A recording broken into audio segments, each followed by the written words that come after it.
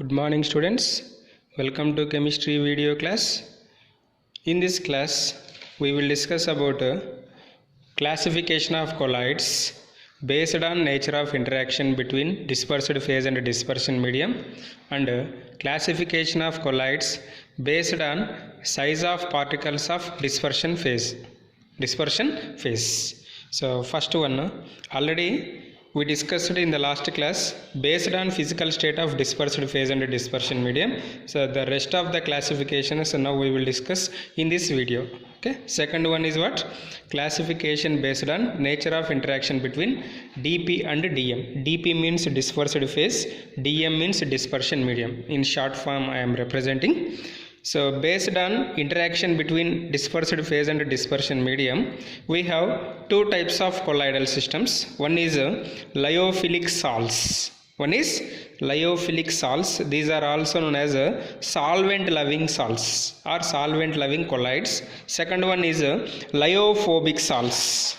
Lyophobic salts or solvent hating salts or solvent hating colloids. First we will discuss about lyophilic salts.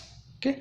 Lyophilic salts means the colloidal system in which if strong affinity exists between attractions or affinity exists between dispersed phase and dispersion medium is called lyophilic salt. So what is lyophilic salt? In a colloidal system, if strong affinity exists between DP and DM, they are called lyophilic salts.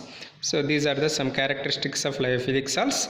These are called solvent loving colloidal solutions. What is another name of lyophilic salts? Solvent loving. Lyophilic means solvent loving. Lyo means solvent, philic means of attraction. So these are reversible salts. Why these are called reversible salts? Why? Because once a colloidal system is formed by mixing of dispersed phase and dispersion medium, again dispersed phase we can separate it from the dispersion medium. So that's why these are called reversible salts. What are these? Reversible salts. So these are stable and cannot be coagulated easily. Means there is a strong interaction between dispersed phase and dispersion medium. So that's why they does not precipitated easily. Precipitated is also known as coagulated. Precipitated is also known as what? Coagulated. These cannot be coagulated easily. Why? Because these are more stable. These are more stable. Example, aqueous solution of starch, gum, gelatin, protein and certain polymers in organic solvents. These are the examples for lyophilic salts. What are the examples for lyophilic salts? Aqueous solution of starch, gum, gelatin, protein and certain polymers in organic solvents are the examples for lyophilic salts. If water is used as a dispersion medium in lyophilic salts, they are called hydrophilic salts. Hydro means water. So generally for lyophilic salts we have to remember example like this. High molecular weight carbon compounds means polymers, nothing but polymers. High molecular weight carbon compounds form lyophilic salts. Lyophilic salts, I repeat. So based on nature of interaction between dispersed phase and dispersion medium, colloids are divided into two types, classified into two types. One is lyophilic salt, another one is lyophobic salts. So what are lyophilic salts? If a strong affinity existing between dispersed phase and dispersion medium is called lyophilic salts. These are solvent loving colloids. Which type of salts? Reversible or irreversible? These are reversible. These are fairly stable. So that's why cannot coagulated easily. What are the examples? Aqueous solution of starch, gum, gelatin and protein as well as certain polymers in organic solvents. If water is used as a dispersion medium, so these are also known as what? Hydrophilic salts. Next, lyophobic salts. So lyophobic means solvent hating, no attraction. if there is low affinity existing between or no attractions existing between dispersed phase and dispersion medium, low affinity existing between, strong affinity there, here low affinity, is called lyophilic salt. So these are solvent hating colloidal solutions. They are solvent loving, these are solvent hating. So generally low molecular weight inorganic substances, their high molecular weight organic substances are used as a lyophilic salts. Here low molecular weight inorganic substances form lyophobic salts. These are not very stable, so that's why lyophobic colloids need stabilizing agent for their preservation. If you want to preserve lyophobic salt, we have to add third reagent to maintain the stability, that is called stabilizing agent. Next, these salts are readily precipitated. Why? Stability is less na, so that's why these are undergoes easily precipitated or coagulated. What is another name of precipitation? Coagulation. Okay, these are irreversible salts. What these are? These are irreversible salts. Examples: metals in water, metal sulfides in water, metals as well as metal sulfides in water. Suppose if water is used as a dispersion medium in lyophobic salts, they are called hydrophobic salts. What is the another name? Hydrophobic salts if water is used as a dispersion medium. This is about lyophobic salts. Suppose if they ask 3 marks question, write the differences between lyophilic salts and lyophobic salts, means which 3 points we have to write? First we have to write a definition. Strong interactions between dispersed phase and dispersion medium in lyophilic, weak interaction between dispersed phase and dispersion medium in lyophobic. Next, more stable lyophilic, less stable lyophobic. Next, reversible lyophilic, irreversible lyophobic. Next, one example you have to write. So that 3 points are enough for 3 marks question. Next, another type of classification, that is based on type of particles of dispersed phase. Based on type of particles of dispersed phase. Okay na? So based on type of particles of dispersed phase, we have 3 types of colloids.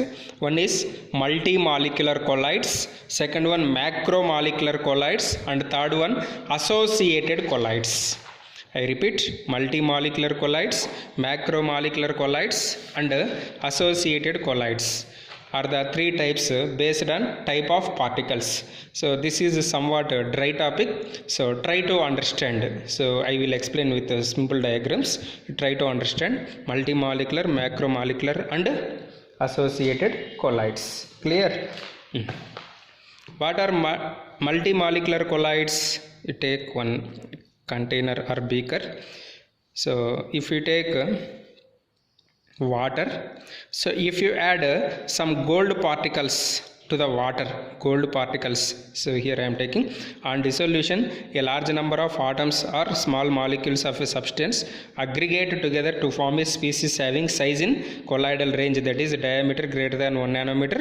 The species thus formed are called molecular colloids. Say take one water, on dissolution if you add atoms or molecules to this water, so whenever these are mixed in water, after some time these small particles are aggregate.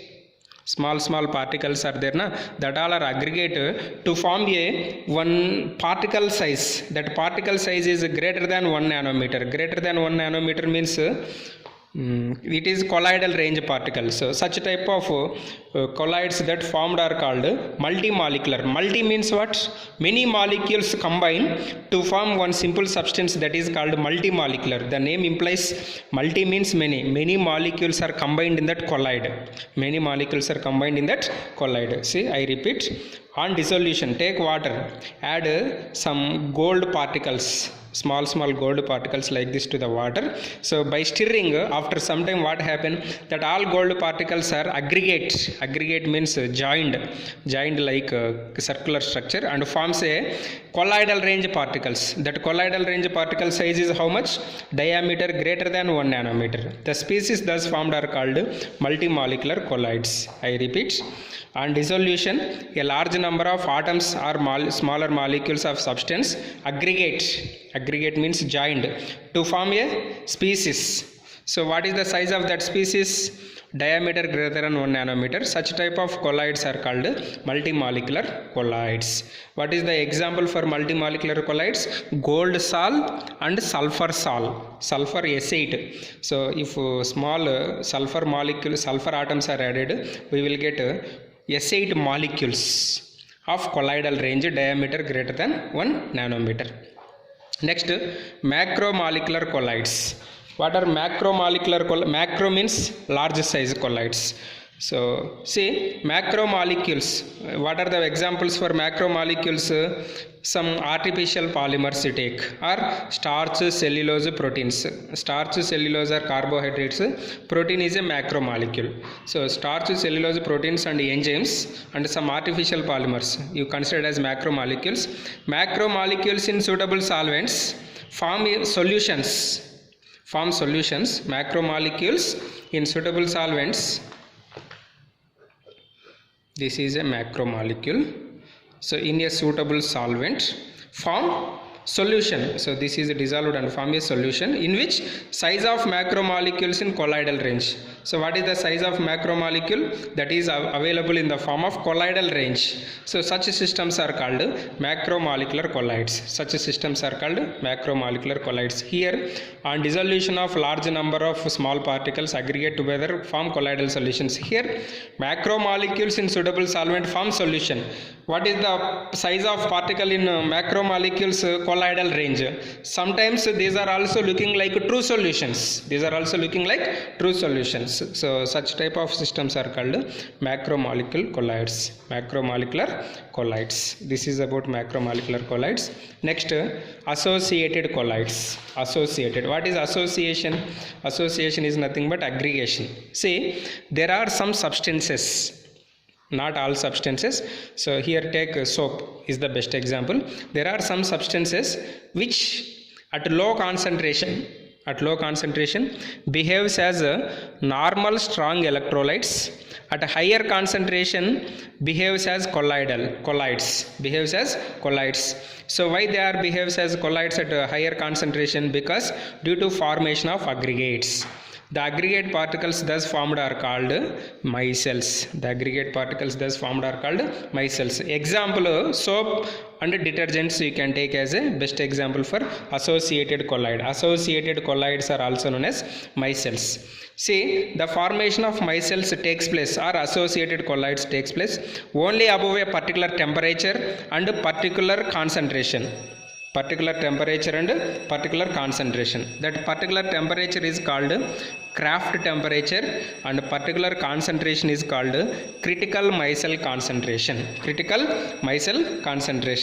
For soaps, critical micelle concentration is this is the range 10 power minus 4 to 10 power minus 3 mole per liter. This much will be present. Okay, I repeat, associated colloids.